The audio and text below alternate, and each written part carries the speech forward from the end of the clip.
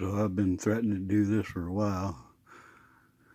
You remember back in the '80s during the fanny pack craze? You know, they had the trending packs. Everybody thought it was the newest thing. Well, actually, they're a lot older than that. They've been around with us since the '60s or so. I know that they also had similar packs before that, but I'm just gonna move this one out of here, give you an idea what the size is for the pack. It's actually the same design as a fanny pack, only a lot bigger.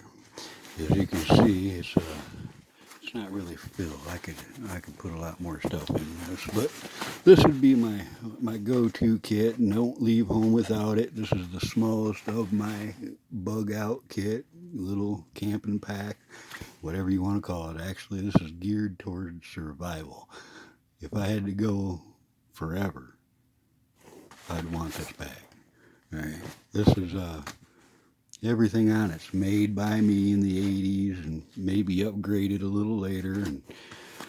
But as you can see, this is the front of it. It's got a fully adjustable padded belt inside of the pack.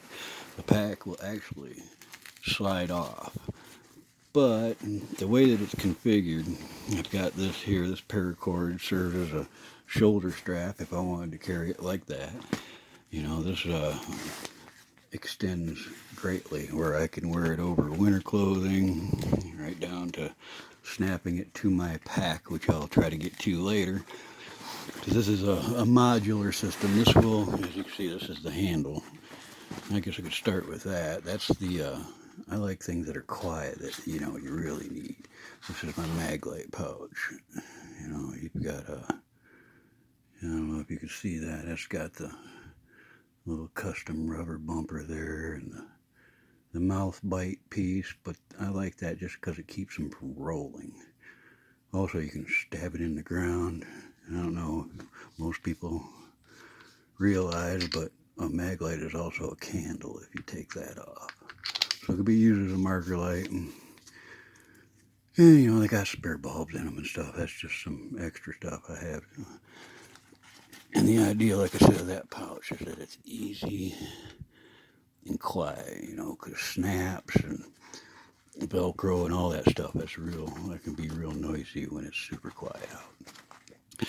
Same thing with this. These are the zipper silencers, you know.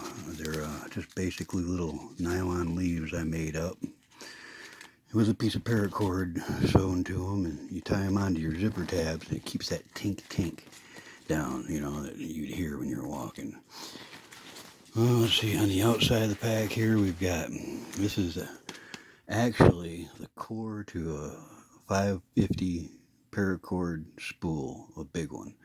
And I just cut the ends off the spool because I wanted something so tough that I could jump on it and it wasn't going to break. Anything I put in here, it can withstand a high impact. It'll survive. So I just keep all my fragile stuff in here anyways. It's got a couple little lights, and I've got a pair of sunglasses in there.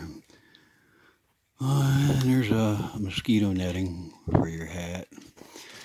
What else do I have in there? Let's see, we've got there's a non-issue compass, survival kit compass. I got a whistle in there. But anyways, I put whatever in there I want to keep from getting crushed. Alright, let's move over to this. This is your standard U.S. issue canteen, but I made the pouch for it a little differently. It's insulated with closed cell foam. You've got where it won't accept water into it. All right, here's your regular military canteen. But as you can see, this is a thick padding inside of the nylon to where it won't let water soak into it. It'll float. You know, I got the canteen cup and I put a little spoon pocket in there. And the thing about this one is what I like is, again, it's got a dust cap. Keeps that nice and clean. And that's basically my cook kit. If you know what you're doing, that's all you really need in a situation. It'll get you by for a long time. Alright, let's see what else we got here. What have showed you on the outside. We'll get to that Velcro patch here. This is actually, I like to use parachute cord to lace on my Alice or Molly gear because I don't want the metal. I like my stuff to float. Plus, it's quiet and it's more reliable than some of those Velcro loops and all that other hoopla they got.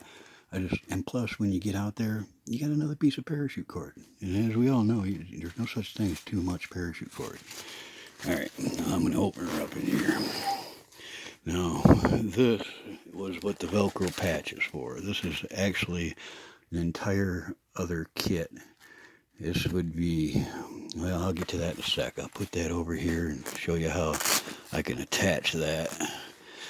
This is a military decontamination kit case, but I use it for a first aid kit. I got some medicines in there. I've got sutures, a scalpel. I've got antibacterial stuff. I've got surgical prep, alcohol, and I don't know what else is in there. I'm not going to unpack it all because it's pretty tight in there.